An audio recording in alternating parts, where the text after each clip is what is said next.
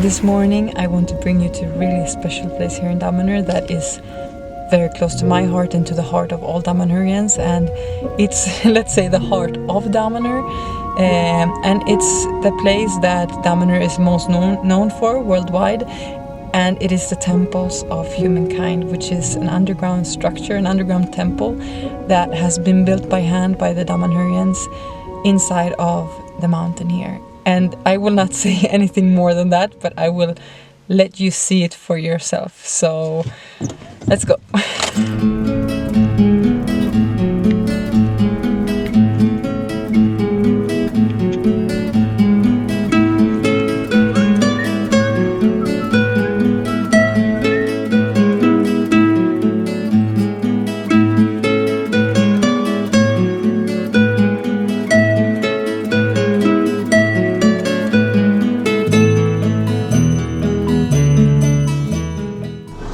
Okay, so we have arrived to the gate of the temples, and I just need to ring the bell if they open. Okay. Sono Celastrina. Okay. Gates are opening.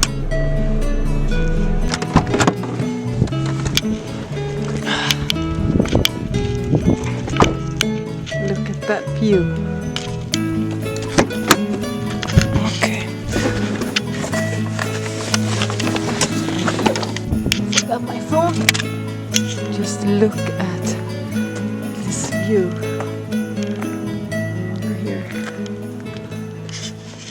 So this is the family home, or the community home, that is by the temples. And this family home is called Porta del Sole, which means door towards the sun, because the sun represents also the inner light, the divine light, which represents, of course, the temples.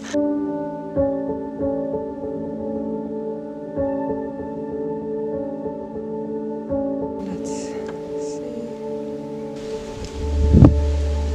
It's a little bit windy, so I hope that this little guy you can hear anyways.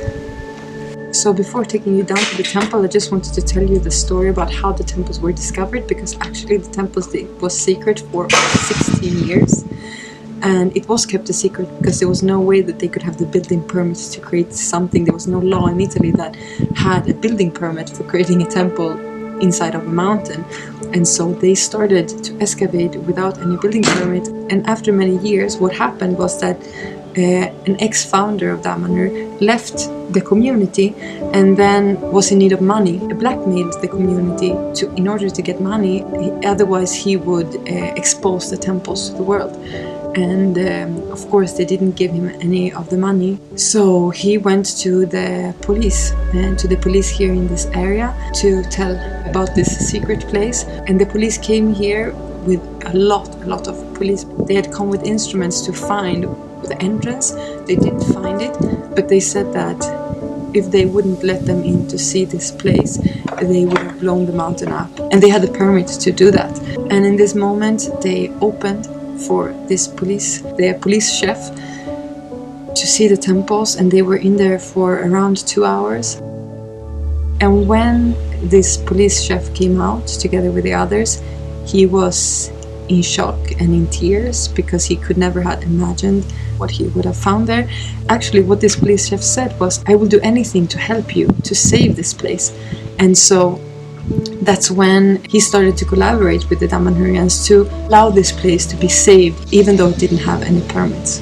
In this place there are several halls, and walking in here represents the journey that we do within us, and also the journey of humanity. And this place is called Temple of Humanity because in Damanhur we don't see this as our place, but as a place, as an antenna for the reawakening of the whole of humanity and the reawakening of the divine within each one of us. And this is why it's like a journey when you walk in there. So for each person it's a very intimate journey, but where you can find deep archetypes of humanity. So this place is like a three-dimensional storybook and artwork that tells the story of humanity and the journey of reawakening that we do as human beings. beings. So now we are inside of the mountain and we are walking through the stone entrance to enter into the Temples of Humankind, and I think that we are now around 60 meters below ground surface, and walking through this tunnel you can really get the sensation of what it was to excavate this temple and how they were standing here on a row to drill, or in the beginning even using a hand pick, but then afterwards they were using drills and bringing out all the buckets of stone to excavate these mountains. And you can see here on the wall, you can see here the signs from the drill. And oftentimes, they were standing in a row with someone in the front drilling, and then the others who were putting in all the stones in the buckets and then taking them out.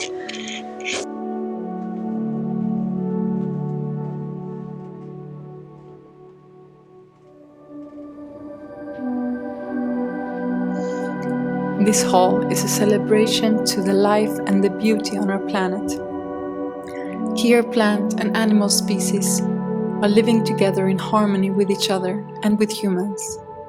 This hall is called Hall of Victory because it represents the state of union and harmonious exchanges between all living beings on our beautiful planet. For centuries, modern civilization has destroyed this otherwise natural harmony in nature.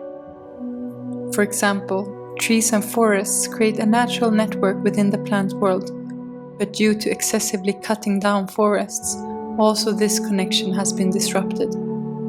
This is why one of the missions of Damanhur today is to help recreate this network and realign humans with trees and plants again. This is done through a project called Tree Orientation that has the aim of creating an energetic connection between all trees on the planet, even where their roots no longer touch. It represents a vision we have for the future, that of a humanity that is aware of the plant world, understanding it as a living, intelligent being with which to establish a constant dialogue necessary for our common evolution. The Tree Orientation project began in 2011, simultaneously in California, Japan, and Damanhur, Italy. Today there are thousands of people that are involved in this project, and thanks to their enthusiasm, it's been possible to orient millions of trees on every continent. So if you're interested to know more and to participate to this project, I have put all necessary information in the description. This hall is dedicated to the forces of nature and the masculine principle as a driving fertile force. It tells the story of humankind entering forms and time, and represents the main spiritual and philosophical principles of Damanhur. I remember the first time I came into this hall and I saw this battle on this wall, and when they explained that the only battle that we really need to do inside of us as human beings is a battle within ourselves to win over these aspects that we have inside of us, that are the aspects of separation, of negativity, and of fear. And the only way that we can actually win this battle is through love, through unity, and through fighting. And that's the weapons that we use to win this battle. That is love, that is optimism, that is being together with others. I remember the first time when I had this explained, I really felt like I really wanted to be a part of this. It really resonated with me so much.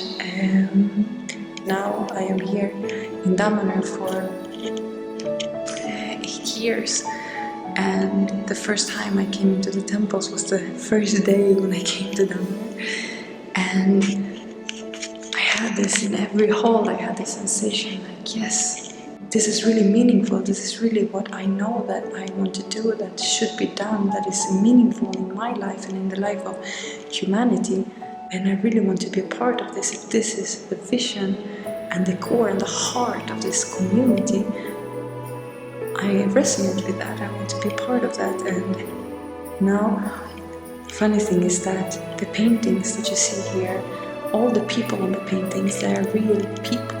They are all the Damanhurians and friends of Damanhur. The reason why we paint people and not only fictions or like fictionary figures is because having real people painted gives this place another life, because it's real experiences full of emotions, of life experiences, of expressions. And it's funny because here I am for the first time also now filming inside of the temples, and here I am represented on the wall with my little film camera, which I think is such a beautiful paradox, but I don't know, it just makes me smile. And the reason to why I wanted to make a video about this place and why I wanted to bring you here to this place today is because that feeling that I had when I walked in here first, that is, I think, the feeling of hope, that there is a future for humanity, that there is places like this, not only here, of course. I think there's many places all over the world who speaks about this same kind of concepts, but it really gave me so much hope that this can be the future of humanity. And so the reason why I'm doing this video now is that I hope to transmit that same kind of hope and joy that this place gave me the first time that I came here, and still gives me every time that I enter here. It's this sense that we can do it as humanity. It might look quite dark right now, but there are visions for the future that look completely different, and that's really what I feel that I want to give my life to, and that of course I want to transmit to all of you guys on this channel. Okay. Let's take this little path. Okay. Turn around.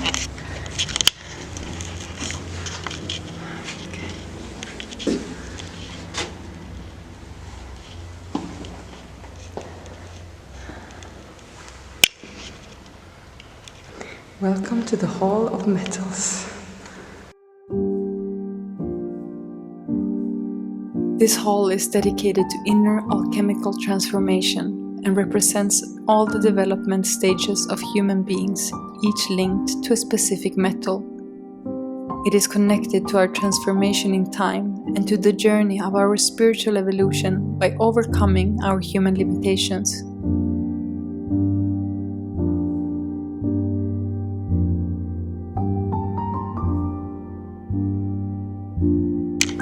Okay, so we are back in the corridors again to go and see another hall.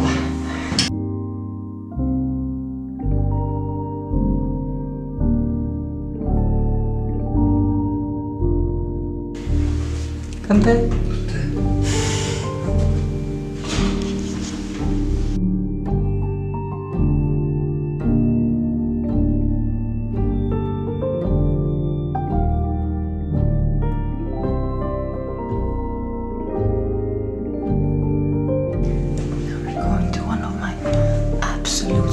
Favorite halls in the temples. The Hall of Water. The Hall of Water is dedicated to the feminine principle, to knowledge, dreams, and to memory. Written on all the walls are signs and symbols from 12 ancient alphabets that conveys ancestral memories and knowledge for the future of humanity.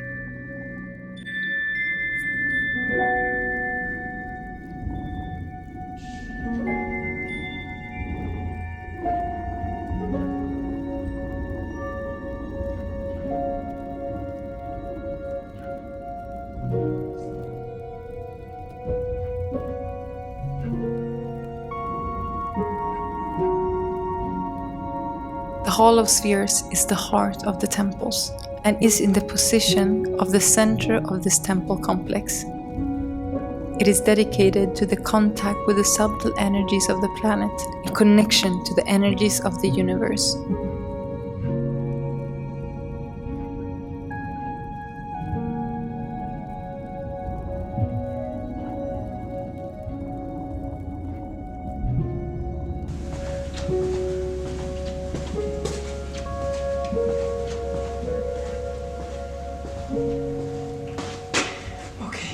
this is a really, really beautiful hall. I'll just let you see by yourselves.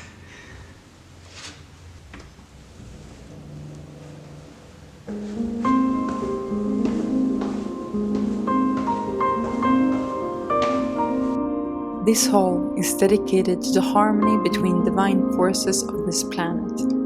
Each Tiffany glass window represents a belief system, a divinity that people on this planet has been devoted to through history. There are hundreds of divine forces represented here, all connected to the peoples of the planet. The meaning of this hall is to celebrate the cultural diversity of humankind and to promote peaceful relationships amongst all peoples.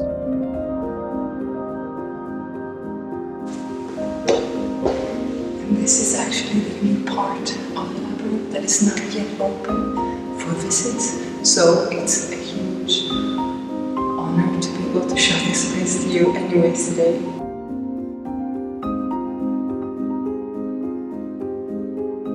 So as you see in this hall, there's painted so many different divine forces that people from all over the world, in all different cultures, in all different times of humanity, have prayed to, have believed in. And the reason we have this part, this hall, of course it's connected to the labyrinth that I just showed you. This is the new hall of the labyrinth, but the extension here is that the idea that we are trying to transmit with this hall is really that it is time for a new story of humanity. It's really time that we rethink also the divine forces and those creatures who's always been so present in the myths of humanity. Because in Damanhur we believe that story, myth, culture and art are really elements that create a civilization, that creates the way that we behave, the way that we think, the way that we act. And so we know that for millennia now on this planet, people have been fighting in the name of one truth. People have been fighting in the name of one God.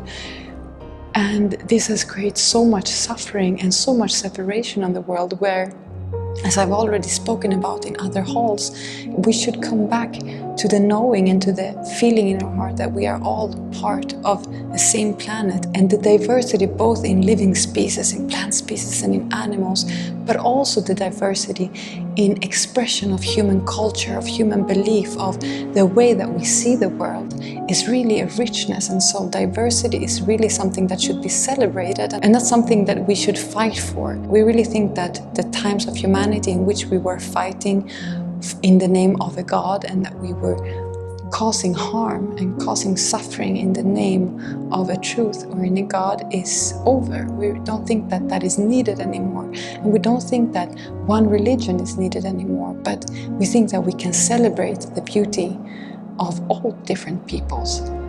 And this hall really represents this new storyline that here we have represented all these divine forces together, healing each other, playing with each other, and having fun together. And through this new story, we as human beings should also learn to do the same, both with other human beings, with other cultures, but also with other life forces.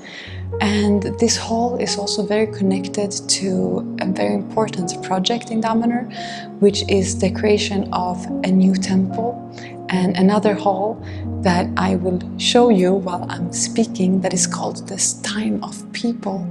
It's another space that is connected to the same project, which is that of the creation of a new temple that is called the Temple of Concordance. And this is a temple that will be dedicated to the indigenous peoples. And at the heart of these temples, there will be the parliament of peoples. And this new temple, this new space is really dedicated to the indigenous people, because we think that, as I spoke about the millenary trees being the grandparents of the plant world on this planet, the indigenous people are the grandmothers and the grandfathers of humanity on the planet. They have never lost the knowledge of the fact that the planet is alive, and they have never lost the practices of connection with the planet and with the ecosystem on this planet. And so in the same way that other life species on this planet are being threatened to extinction, the last hundreds of years, indigenous people have been extremely threatened, marginalized, and killed for their cultural expression, and they are still being extremely marginalized. And so many of this extremely important and precious knowledge and cultural diversity are disappearing, and this is a huge loss for the whole of humanity. And the wisdom that they have, the loss of this wisdom, is a huge loss for all of us, and also for our evolution, because we really think that in this moment of time we really need to reconnect again, also with this wisdom. And so this project of dedicating this temple to them, dedicating a space, a parliament, where they can meet and discuss, and where we together can discuss the direction of the future, is really a huge thing for us at this moment. It's really a huge endeavor, just as these temples have been and still are. And so for many, many years we have already been in connection with many different tribes and many different indigenous peoples all over the world, both traveling to them, but also inviting them here to Damanhur to perform their rituals in our sacred spaces. And this time with this temple, we don't want to do it in secret, but we really want to do it together with the world. So collaborate with people who have the same vision, who feel that this is as important as we feel that it is. And so we are constantly searching for people and for groups who want to collaborate, who might know indigenous tribes that we can connect to, or who is interested in participating in the building or funding also this new temple. And this time we do have the building permit. If you feel that this resonates with you, if you feel that you want to contribute in some way, I will put all the links in the description on how to get involved and how to contribute to the temples, to this building of this new temple, to the Parliament of the People. If you feel that this resonates with you and you think that it's as important in this time of history, in this time of this planet, that we really think that it is. So now we are on our way out from the temples, and whoa. Okay, this is actually a funny story. This is one of the entrances into the temple, a secret entrance. When this comes into the wall, you really don't see that this is an entrance, and this has been a way to protect the temples. And as you see here, there are Egyptian hieroglyphs, Egyptian symbols everywhere.